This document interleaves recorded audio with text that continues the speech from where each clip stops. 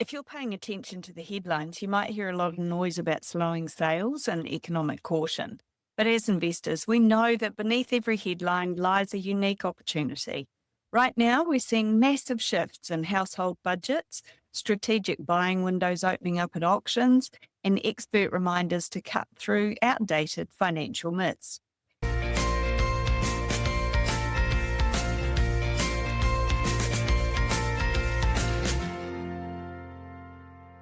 Kia ora, everyone, and welcome along to another episode of the Week in Review. I'm Debbie Roberts, owner and financial advisor here at Property Apprentice. In today's episode, we're going to dive into the data to find those bright spots. We'll explore how rising fuel costs are drastically reshaping retail spending and what that means for your credit serviceability. We'll unpack the latest OCR forecasts from our major banks so you can plan your next moves with confidence. And we'll look at which regions are seeing the longest wait times to sell. Finally, we'll navigate the new normal of auction clearance rates and bust some of those most common and costly investment myths out there. There's so much hidden potential in the market right now if you know how to leverage it. So grab a cuppa, get comfortable, and let's dive in. Topic number 1 from New Zealand Financial Advisor on the 17th of April. Retail card data shows resilient spend, shrinking room in New Zealand budgets.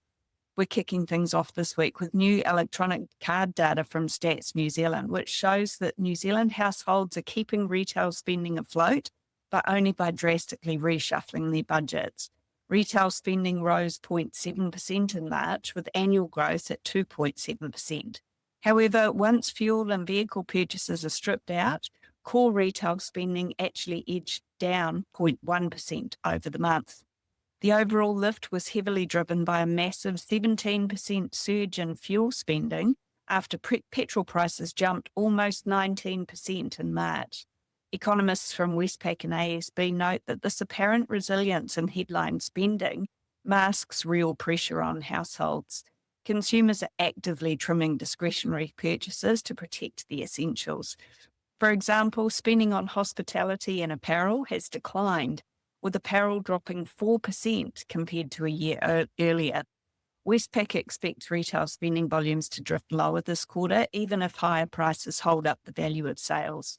Meanwhile, ASB stresses that this household resilience will heavily influence how soon and how hard the Reserve Bank responds to inflation. My thoughts on this are, when we consider how the Reserve Bank will respond to inflation, it's important to remember that the RBNZ's focus is on core inflation, not headline inflation. Headline inflation includes groceries and fuel, whereas core inflation doesn't. Therefore, if anything, with Kiwis cutting back on discretionary spending due to increased cost of fuel and groceries, it's potentially likely that core inflation will stay stable or maybe even fall further, which is why the RBNZ still seems to be confident that inflation will be back within the 1 to 3% target range sometime around the middle of this year. High fuel costs are acting like an invisible tax, siphoning money out of discretionary spending just to cover the commute to work. It's also a reminder of why residential property is such a resilient asset class. People will cut back on clothing, dining out, and holidays to ensure that they can afford their fuel, groceries, and a roof over their heads. Essential housing is always the last thing to be cut from a household budget. Second topic for this week in review from Good Returns on the 14th of April. ANZ goes out on a limb and predicts 3 OCR rises this year. So moving on to our second topic, our major banks are revising their OCR forecasts for the official cash rate. ANZ is now predicting that the Reserve Bank will execute 3.25 OCR rises this year, taking the cash rate from its current 2.5% to 3%. This is a shift from their previous forecast, which anticipated the OCR peaking at 3.5%. ANZ believes that the Reserve Bank's becoming uncomfortable keeping the OCR in stimulatory territory, which is anything below the 3% neutral rate, while inflation rises. ANZ expects the first hike could kick off in July. Meanwhile, ASB has also revised its outlook, bringing forward its prediction for the first OCR hike from December to September. ASB expects a timelier pace of monetary policy normalisation, with 0.25% hikes in September and December, aiming for an endpoint of 3.25% by mid-2027. Both banks agree that the bottom of the interest rate cycle has passed, and we're now on a path of normalisation to prevent a persistent overshoot of the inflation target. So my thoughts on this are, it's really easy to hear the word hike and feel a sense of dread, but as investors, we need to look at the why behind these forecasts. We're moving toward what the Reserve Bank calls a neutral rate of 3%. For years, we've lived in an artificially low interest rate environment, and this shift is simply the economy returning to a stable, sustainable baseline. Stability is much better friend to property investors than volatility. The message from both ANZ and ASB is loud and clear. The trough in interest rates is behind us. If you've been sitting on the sidelines waiting for rates to drop further before you make your move, that ship has probably already sailed. With the first hike potentially as early as July, the window to secure current rates is narrowing as banks will adjust their longer-term interest rates accordingly. Don't let the headlines paralyse you. Let them motivate you to get your ducks in a row. Talk to your mortgage advisor. Look at your current loan structure and consider whether locking in for the medium to long term gives you the certainty you need to ignore the noise and focus on your long-term goals. Third topic for this week in review from RNZ on the 16th of April. Are these New Zealand's toughest housing markets? For our third topic, REINZ or RINES and Cotality data reveals a cautious market where some sellers are facing extended wait times. Nationally, the median days to sell sits at 41 days. However, at a suburb level, sellers in Kihikihi and Waipa are waiting a median of 50.5 days to sell. Te Kaupata and Omakaroa followed at 46.5 and 45 days respectively. Te Aratū South at 39 days and Karaka 38 days were the only Auckland suburbs to feature in the top 10 slowest selling areas. Regionally, Canterbury hit its highest median days to sell since 2011 at 38 days, and Waikato hit its highest since 2013 at 47 days. Northland remains the slowest overall at 53 days to sell, and on the flip side, Nelson and Southland recorded their lowest sell times since 2011. While the national median sale price eased slightly by 0.3% year on year to $788,000, excluding Auckland, the median price actually lifted 1.4% to $710,000. Rines notes that buyers remain active but cautious due to fuel price pressures from the Middle East conflict. My thoughts on this are when I see median days to sell increasing or hitting 10-year highs in the Waikato, for example, I don't see a market in trouble. I see a massive opportunity for negotiation. Time is the one thing a motivated vendor doesn't have, but a patient investor does. If a property's been sitting for 7 or 8 weeks on the market without selling, the vendor's expectations have usually softened significantly. That's potentially an opportunity to see if you can solve the vendor's problem with a nice clean offer, even if it's lower than they originally hoped for. It's also important to look at how different regions are performing. While Canterbury and Waikato are slowing down, look at Nelson and Southland. They've just hit their fastest selling speeds since 2011. This perfectly illustrates why we say there's no such thing as a New Zealand property market.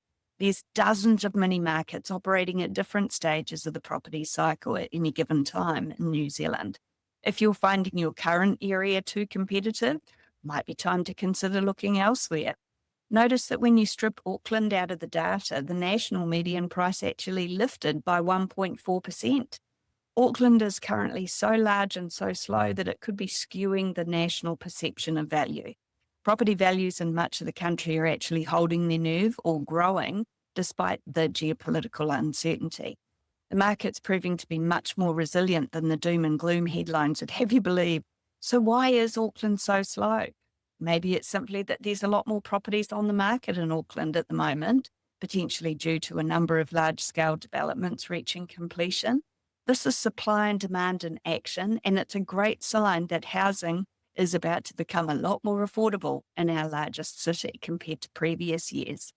For home buyers, this is your golden window of opportunity.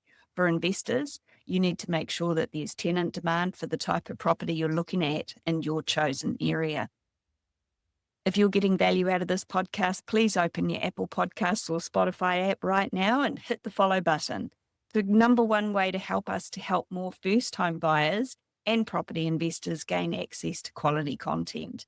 And if you want to learn more about investing, join me at one of our How to Succeed with Property Investing live online events, where we focus entirely on helping you to make the best decisions when it comes to investing in property.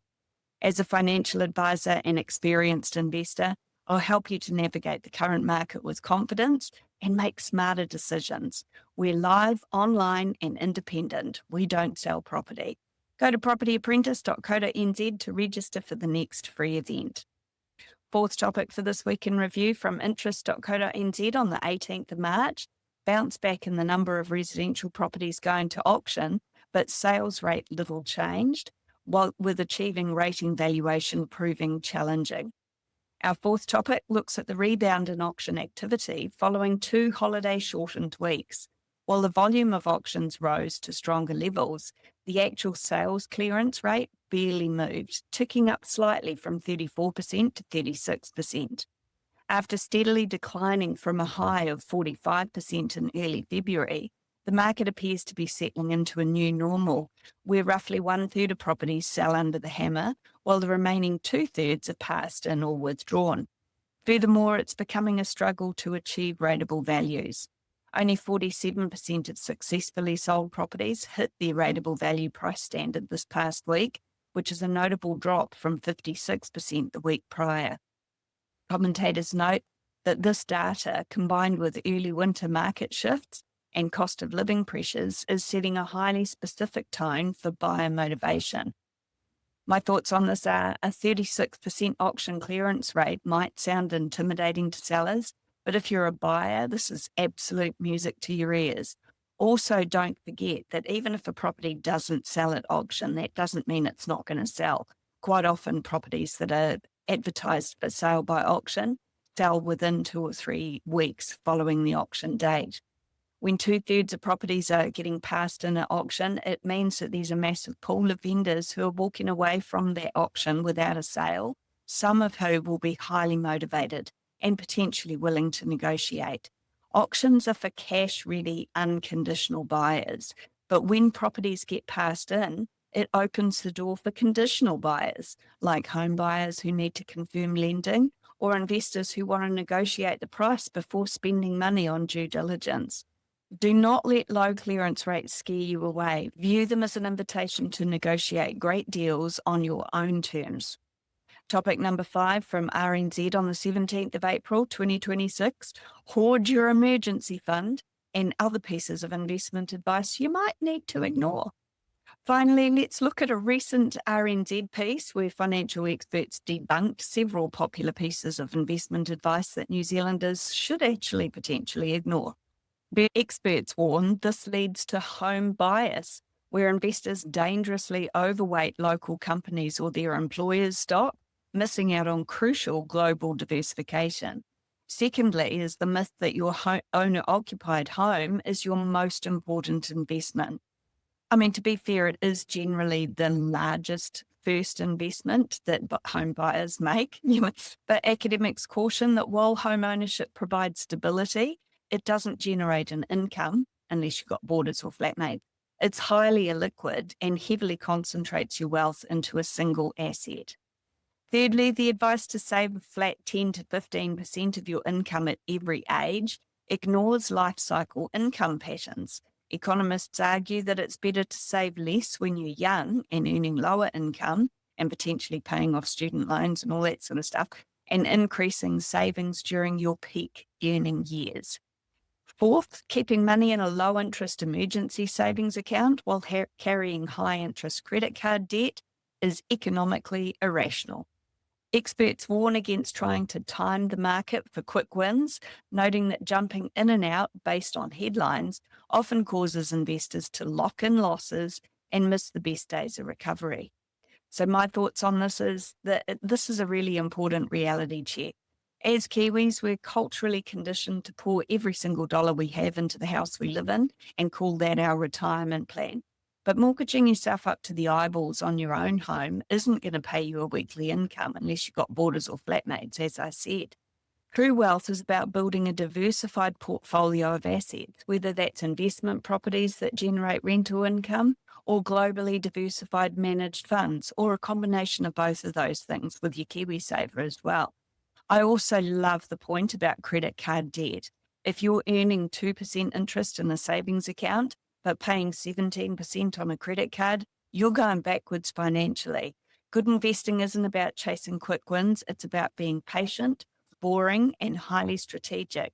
But also think carefully before you take on any consumer debt.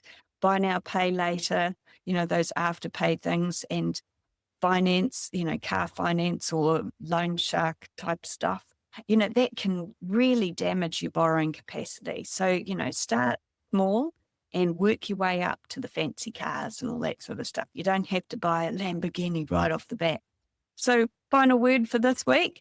We've looked at everything from the literal cost of the daily commute squeezing household budgets to the psychological shift required to leave outdated investment myths behind.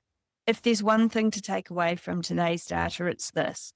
The new normal isn't something to fear, it's something to leverage. And just because it's called the new normal doesn't mean it's going to stay like that forever. Whether we're navigating the 36% auction clearance rate to find a motivated vendor or understanding that the OCR path is simply a return to stability, the opportunities are there for those who treat property investing as a business, not as a hobby. Remember, while fuel prices and retail spending might fluctuate based on the headlines, the need for quality, essential housing remains one of the most resilient foundations for wealth in New Zealand. If you're ready to move past the home bias and start building a strategy that actually works in this balanced market, I'd love to see you at one of our free online masterclasses called How to Succeed with Property Investing. We'll strip away the myths and look at the actual mechanics of building a portfolio that generates an income, regardless of what the OCR is doing. We're a 100% independent, Kiwi-owned business. We don't sell property, so our only goal is to give you the unbiased tools and coaching support that you need to succeed. Head over to propertyapprentice.co.nz right now and lock in a date for one of our next free events. And finally, if you enjoyed our myth-busting session today, please hit that follow button on Apple Podcasts or Spotify. It helps us to reach more Kiwis who are ready to take control of their financial future. Stay patient, stay strategic, and I'll see you next week. Thanks for listening. Hey there, want to stay on top of the latest property news and trends? Subscribe to the Property Apprentice podcast for weekly updates that will help you to navigate the market like a pro. We cover everything from insider tips to expert interviews, so you'll always be in the know. And don't forget to ring the bell and hit that subscribe button here on our YouTube channel for even more helpful content to boost your property journey. Check out the link in the description to subscribe to the podcast, and we'll see you in the next episode. Happy investing.